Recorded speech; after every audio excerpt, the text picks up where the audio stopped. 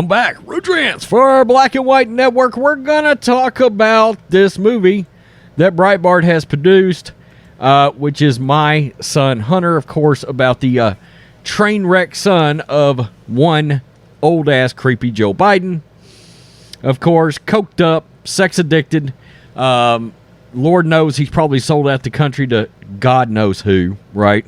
And Breitbart made this movie that is directed by the legendary Robert Davi. Now, if you have no idea who Robert Davi is, have you ever seen an 80s movie?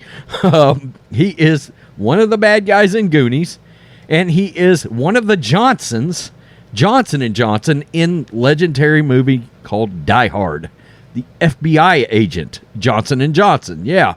As soon as you see Robert Davi, you're like, oh, that bad guy from like 100 movies. Yeah, well, he's also a director. He's also a conservative.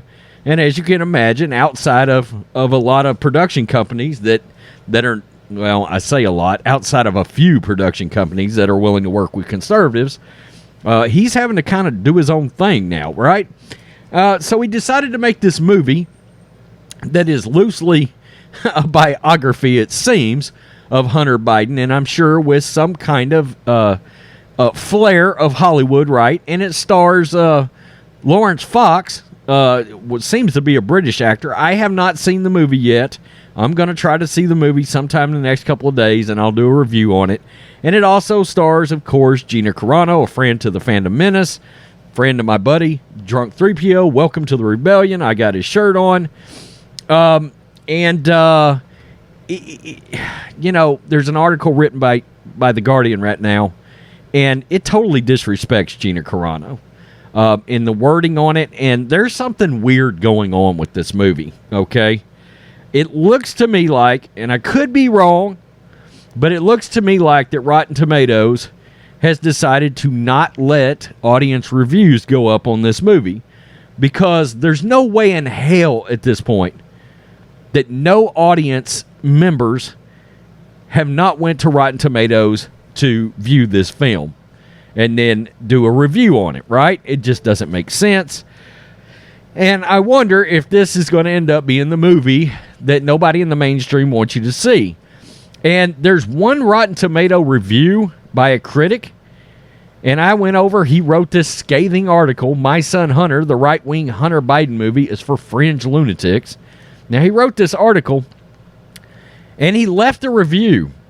Now, my thing about it is, and look, we've got one review. There's no ratings on it whatsoever. Why is that? Like you left a review, but I can't even tell that this sumbitch watched the movie, okay? And you can go see it. It's over at mysonhunter.com, all right? Or you can get it or buy it on Locals. Like I said, I'm going to try to see it in the next couple of days. Now, let's get to this. My Son Hunter, customer surge temporarily disrupts site on opening day. It's now restored. A surge of user activity temporarily halted access mysonhunter.com this morning as thousands simultaneously tried to access the film Wednesday morning. Quote, we've never seen anything like it. Elizabeth Moore, Breitbart VP of Communications, quote, our customer service team thankfully was able to restore service promptly to keep up with the avalanche of movie purchases. I can only imagine. Quote, My Son Hunter is available now for streaming and downloading at mysonhunter.com. This is the bombshell story of Hunter Biden's laptop from hell that the establishment media and its big tech censors did not want the American public to see during the 2020 election. The left's reception to My Son Hunter shows that they still do not want this story seen. It's hard to see. Now, we've seen some mainstream media outlets start to cover this, but, you know, you want to talk about election influences. This was a big one, okay? This was a big one, all right? The mainstream media completely squashed this story. Big tech squashed the story. Twitter famously squashed it. So did Facebook, we just found out. Mark Zuckerberg told Joe Rogan that, essentially, Russian disinformation was what it was called, remember? A poll conducted after the election found that 17% of Biden voters would not have voted for him if they had known about the laptop from hell. Even now, 2 years later, 63% of likely voters still believe the laptop story is important, according to the recent poll. And, of course, there's the trailer right there. Now, I want to get to this, okay? Because, this just kills me. All right? This is that review over at The Guardian, and where he says it's fringe for lunatics. Okay? All right. Right-wing Hunter Biden story. Now, I'm going to read this.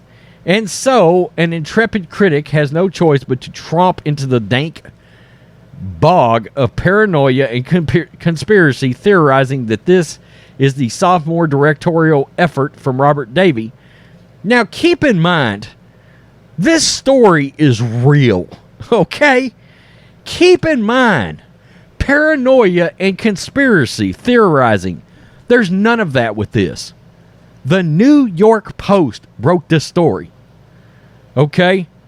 And the laptop has been determined to be real. And they have proof of a lot, whether they want to investigate it or not. It doesn't mean it didn't happen. This isn't conspiracy, all right? But The Guardian wants you to believe it is, right? Right here.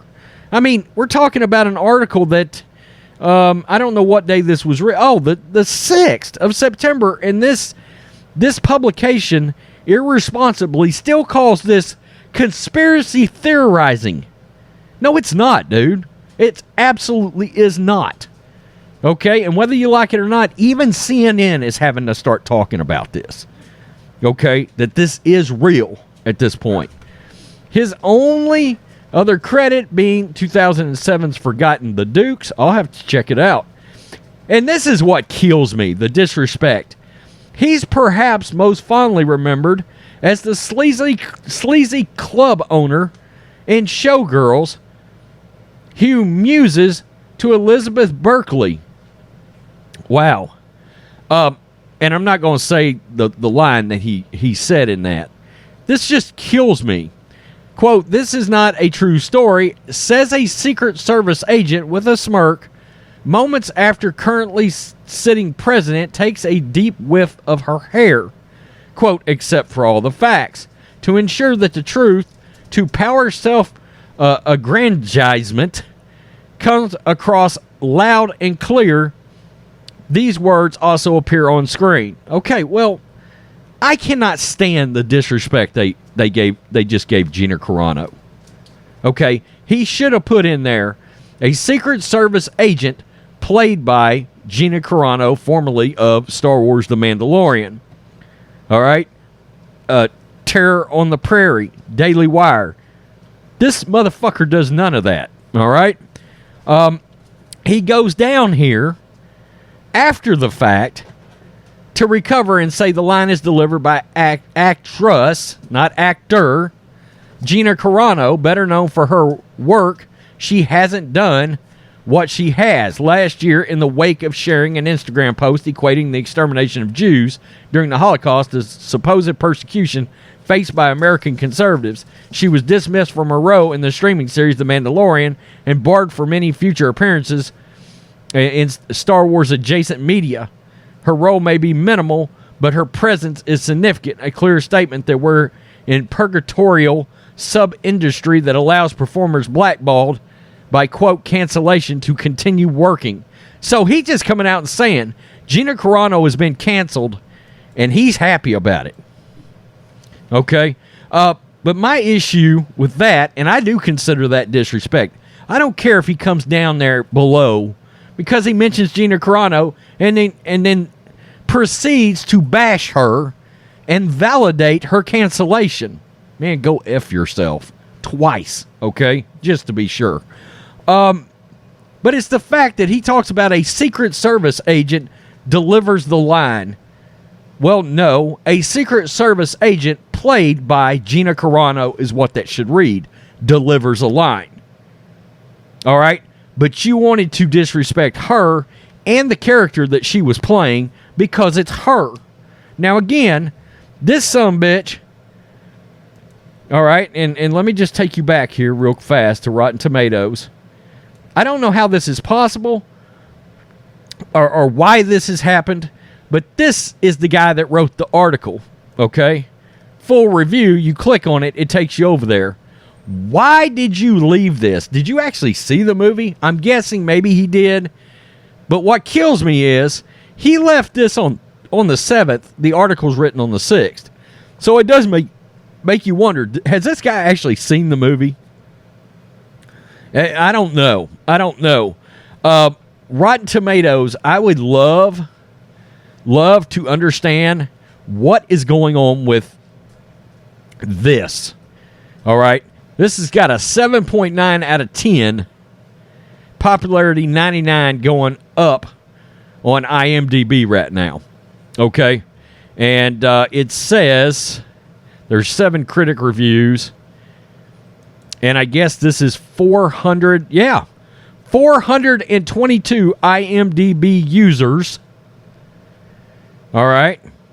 And it's got, out of 422, it's got, man, I mean, we're talking about up around the 340 range. Out of 422, gave it an 8 or better.